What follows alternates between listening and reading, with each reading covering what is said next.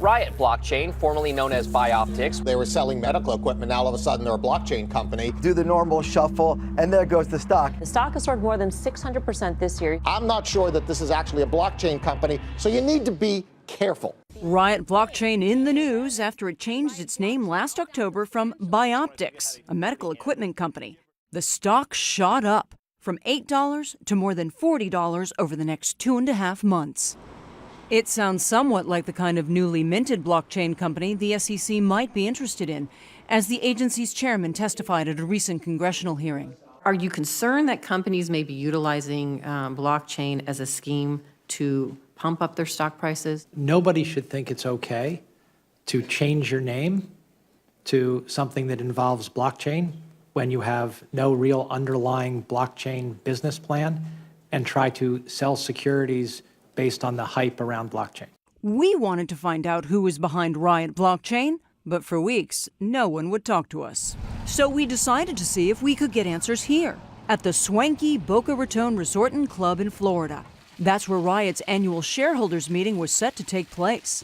It would be an upscale setting for this upstart company, with red ink as far as their most recent quarterly report shows.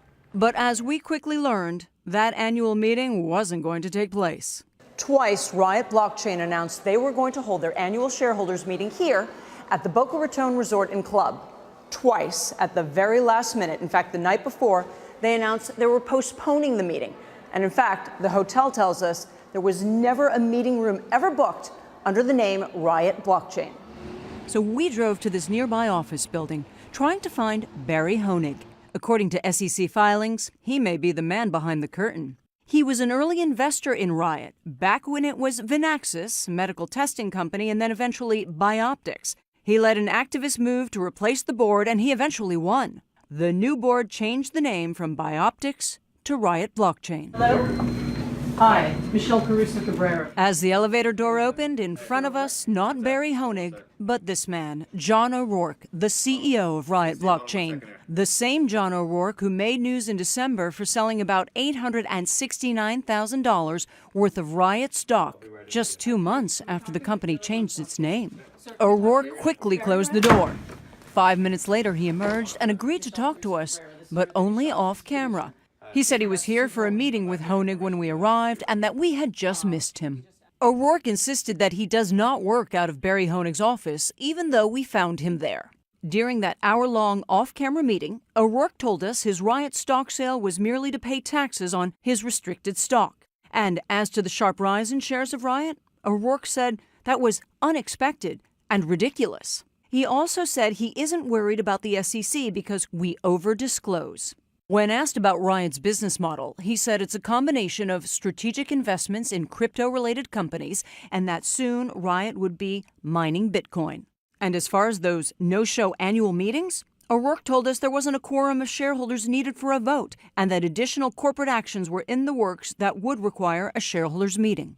O'Rourke repeatedly promised to talk to us on camera, as long as it was a week and a half later after some key announcements, and he would even come to New York to make it convenient. We took him at his word. His emails to us say the interview was confirmed, and I believe you will be impressed. In the meantime, we went looking for Barry Honig, because according to SEC filings, he once owned more than 500,000 shares, or more than 11% of Riot's common stock, which he bought before it was Riot. And that's not all.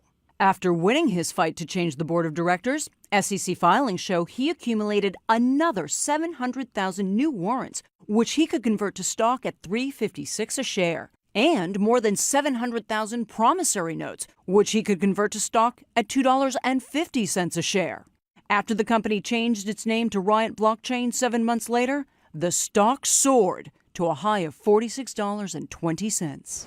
Since Honig wasn't at his office, we went to his home. That's when he finally called us back and said he would think about talking to us, but only if we left. Finally, Honig did agree to go on camera the following week while he was in New York, only to back out 2 hours later.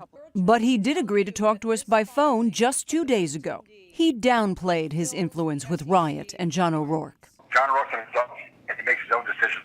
Okay. In 2000, you were fined for $25,000 and suspended 10 days by FINRA for stock manipulation. and you're no longer a licensed broker. Do you still manipulate stocks?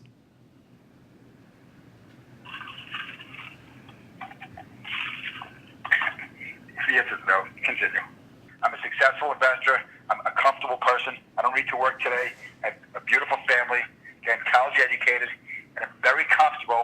I'm very comfortable. The truth will come out. Honig acknowledged he's done this before. 5 years ago, he and John O'Rourke were involved in another company that changed its business model to blockchain. That stock also skyrocketed.